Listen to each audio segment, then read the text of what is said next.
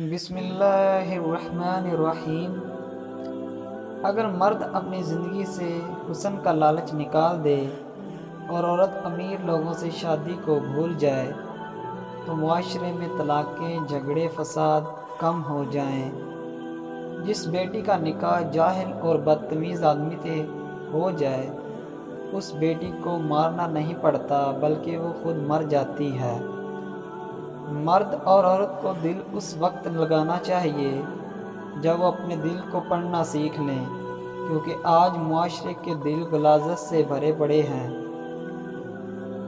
لوگ بھی عجیب ہیں، اس کے بندوں کو دکھ دے کر اسے منا رہے ہیں۔ دنیا کا سب سے طاقتور آدمی وہ ہے جو دھوکہ کھا کر بھی انسانیت کی مدد کرتا ہے۔ کسی کی زندگی میں بے سکونی پیدا کر کے آپ خود سکون میں نہیں رہ سکتے۔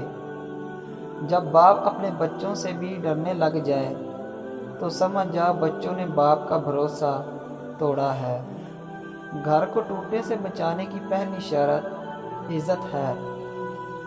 بدقسمتی سے جو آج ہم دے نہیں رہے، جس کی وجہ گھر بھی کھنڈرات بنتے جا رہے ہیں۔ اس دور کی سستی چیز مشورہ جبکہ مہنگی چیز مدد ہے۔